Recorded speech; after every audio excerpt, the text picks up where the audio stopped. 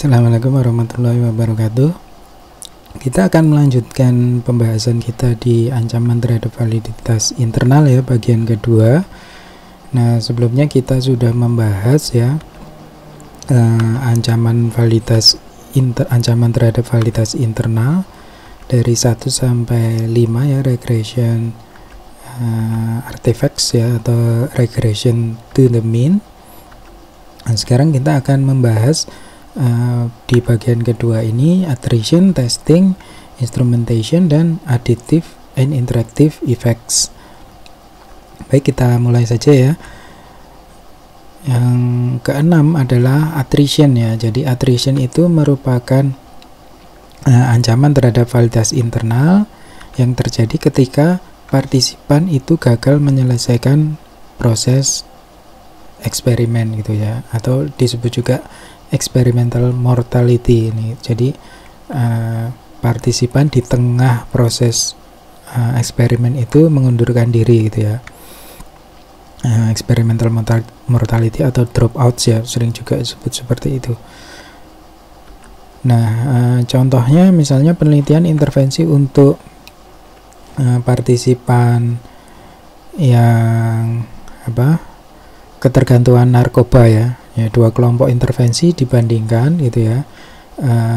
Family therapy ya, kelompok intervensi keluarga ya, dan intervensi group discussion atau diskusi grup.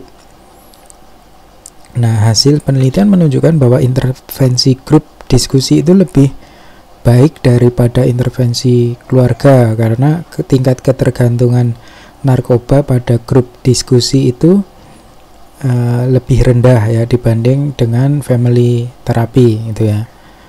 Nah, namun ini kondisinya ternyata adalah ada ancaman attrition. Jadi banyak pada kelompok grup diskusi itu, kelompok discussion group itu, banyak partisipan yang dengan ketergantungan parah gitu ya, gagal menyelesaikan keseluruhan program gitu.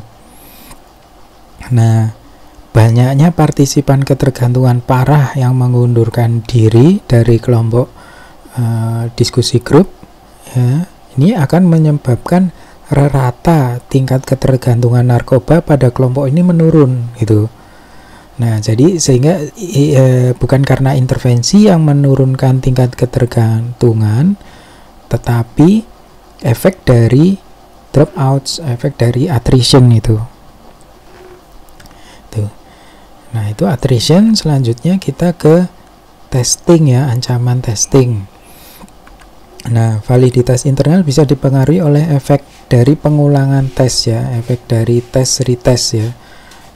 Adanya proses evaluasi yang berulang ini akan mempengaruhi pengukuran pada post test ya, karena ada efek latihan ya, ada familiaritas ya, partisipan menjadi familiar dengan proses pengukuran.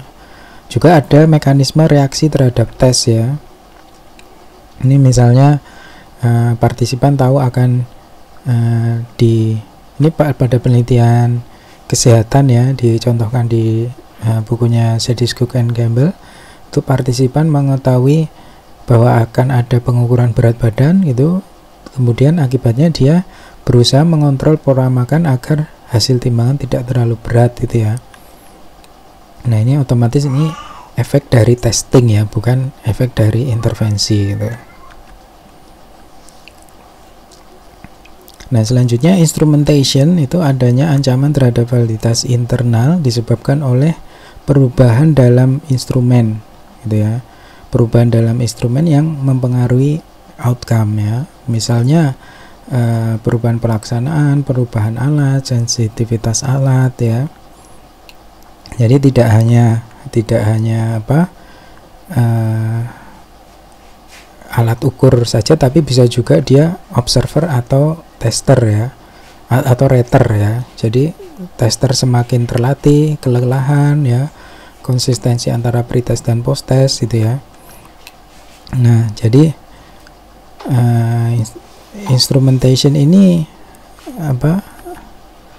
rentan ya pada pada studi perkembangan anak dan longitudinal gitu ya. Jadi bisa jadi skala itu tidak bermakna sama ya seiring bertambahnya usia, karena ini longitudinal ya. Kemudian juga kemungkinan ada prosedur yang berbeda gitu ya, prosedur yang berubah. Nah, instrumentation ini berbeda dengan testing ya. Jadi pada testing itu kan partisipan bereaksi pada proses pengukuran ya. Jadi testing itu individunya gitu ya yang bereaksi gitu ya, atau berubah. Sementara instrumentation itu fokusnya adalah perubahan alatnya gitu ya. Nah, yang terakhir adalah additive and interactive effects ya. Jadi ancaman terhadap validitas internal itu bisa beroperasi secara simultan ya, tidak eksklusif satu persatu ya. Misalnya di sini selection maturation itu ya, bisa terjadi misal pada studi tentang efek pemberian beasiswa, itu beasiswa diberikan pada individu yang prestasinya akademik itu tinggi gitu ya. Ini selection gitu ya. Individu yang prestasinya tinggi itu bisa jadi memiliki proses maturasi yang lebih baik ya. Maturation ini berarti itu ya, di ancaman maturation ya, dibanding kelompok individu yang lainnya gitu ya. Nah, misalnya juga selection history ya. Kedua kelompok dalam eksperimen tidak setara ya, dan berasal dari setting yang berbeda gitu. Nah, kemudian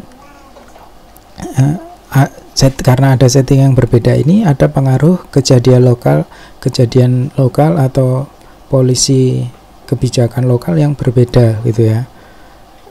Nah, yang terjadi pada salah satunya. Nah, ini akan menghasilkan ancaman terhadap validitas internal gitu. Nah, secara umum eksperimen kuasi itu lebih rentan ya terhadap ancaman validitas internal ya, karena tidak ada penugasan acak ya. Pada eksperimen kuasi validitas internal bisa ditingkatkan dengan mengubah rancangan ya, mengubah desain studi ya.